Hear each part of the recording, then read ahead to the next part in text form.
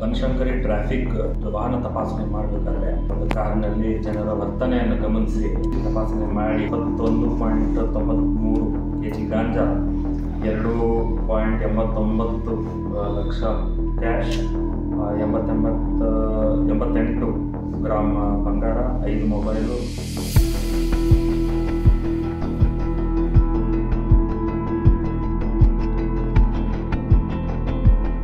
In a major crackdown, Bengaluru police seized a huge consignment of 22 kilograms of ganja along with 2.8 lakh rupees in cash, 88 grams of gold, 5 mobile phones and a car in the Girinagar area. The incident unfolded when traffic cops grew suspicious during a routine check. According to reports, the car, which was even carrying an army sticker, caught the attention of locals who alerted police. When the police team approached, 3 men were inside the car. 2 suddenly fled on foot, leaving the driver behind. The driver was immediately arrested on the spot.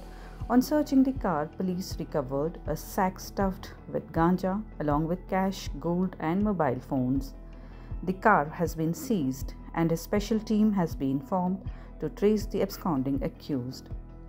This shocking recovery has raised concerns about the growing scale of drug trafficking in Bengaluru, and the police have assured strict action against those involved. ನಿನ್ನೆ Girinagar police ಠಾಣೆ ವ್ಯಾಪ್ತಿಯಲ್ಲಿ ಬರೋ Nayandahalli junction ಹತ್ರ Banashankari traffic ಅಧಿಕಾರಿಯಾದ Raju ಹಾಗೂ ಸಿಬ್ಬಂದಿಯಾದ ಮಹೇಶ್ ಎಂಬಾತರು ವಾಹನ ತಪಾಸಣೆ ಮಾಡಬೇಕಾದ್ರೆ ಸಂಶಯಾಸ್ಪದವಾಗಿ ಒಂದು ಕಾರಿನಲ್ಲಿ ಜನರ ವರ್ತನೆಯನ್ನು ಗಮನಿಸಿ ಅವ್ರನ್ನ ಬೆನ್ನತ್ತಿ ತಡೆದು ಗಾಡಿನ ನಿಲ್ಲಿಸಿ ತಪಾಸಣೆ ಮಾಡಿ ಅದರಲ್ಲಿ ಒಂದು 21.93 kg ಗಾಂಜಾ, 2.89 ಲಕ್ಷ ಕ್ಯಾಶ್,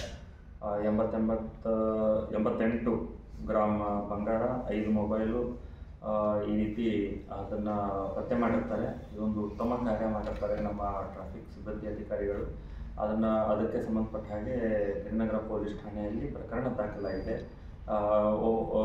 ಚಾಲಕನು ಆಲ್ರೆಡಿ ನಮ್ಮ ವಶದಲ್ಲಿರ್ತಾನೆ ಹಾಗೂ 2 ಇನ್ನಿತರ ಆರೋಪಿತರು ಗಾಡಿಯಲ್ಲಿದ್ದವರು ಪರಾರಿಯಾಗಿದ್ದಾರೆ.